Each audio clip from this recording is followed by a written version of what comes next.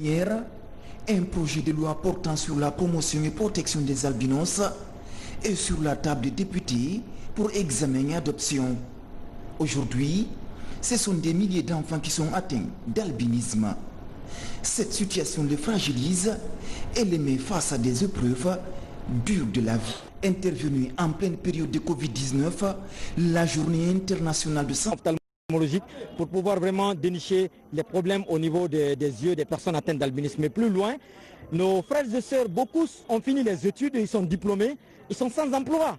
Ils sont sans emploi et pourtant vraiment ils ont des potentialités qu'ils peuvent vraiment mettre à disposition de la fonction publique mais aussi des sociétés privées. Outre la sensibilisation, des kits sanitaires et denrées alimentaires accompagnés de crèmes solaires sont distribués à ces personnes manquant de mélanine. Cette phase de sensibilisation va se poursuivre dans d'autres quartiers de Conakry et villes de l'intérieur du pays. L'enjeu est de lutter considérablement contre la mendicité sur les artères publiques. Une beauté satanée, un visage luisant, porté par une taille élancée, Aïssatou Djoumo Diallo laisse personne indifférent. Par son intelligence et son sens d'analyse élevé, Djoumo a réussi à décrocher la couronne Miss Albinos 2019. Âgée de 19 ans, Aïssatou a toujours été soutenue par ses parents. Elle veille particulièrement sur la protection de son corps fragilisé par la nature. Je me protège contre les rayons solaires. En sortant, soit mettre des crèmes solaires sur la peau ou porter des vêtements manches longues. Le cancer de peau est l'ennemi principal des personnes atteintes d'albinisme. Les tumeurs surviennent généralement sur ceux qui n'ont pas accès aux soins médicaux. La prévention des lésions précancéreuses est loin d'être gagnée en Guinée. Selon ce dermatologue, le traitement est coûteux et mesquin. Souvent, quand il y a exposition au soleil, ça entraîne d'abord des lésions qu'on appelle des lésions précancéreuses. Le cancer ne vient pas immédiatement. Ces lésions précancéreuses peuvent être par exemple des kératoses actiniques. Donc cette kératose actinique, ce sont des petites lésions kératosiques qui sont dures, qui apparaissent qui donnent une sensation râpeuse à la peau lorsque vous touchez. Si cette kératose n'est pas traitée à temps, ça se transforme en cancer. Le traitement est aussi efficace quand il est fait précocement.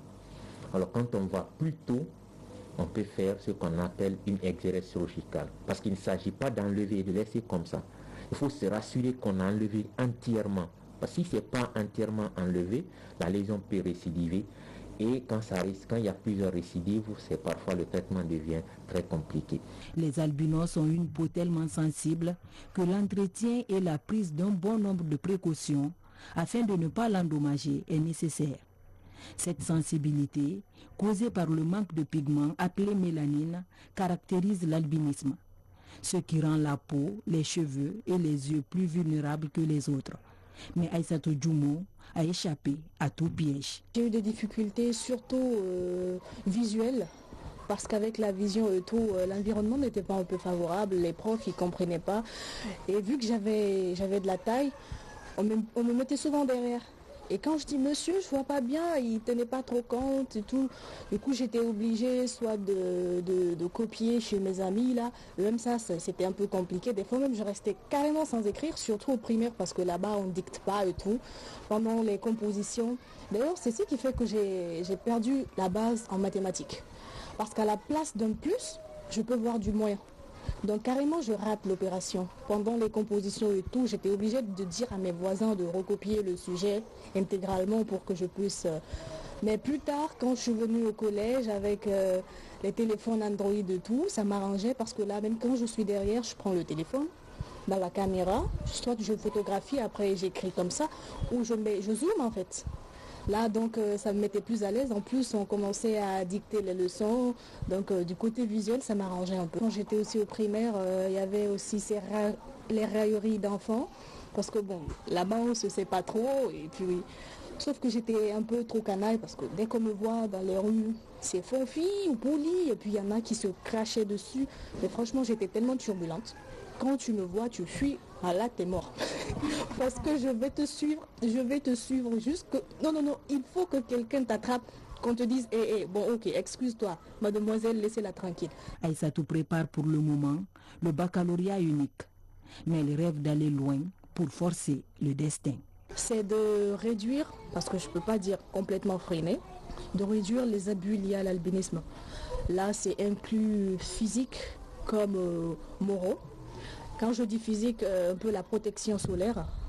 Le but, c'est de sensibiliser les parents d'albinos, les environnants, sur les enjeux liés à l'albinisme, savoir qui ils sont vraiment, comment s'adapter avec eux pour qu'ils aient un environnement favorable qui leur permettra au moins de réussir leur vie dans le futur.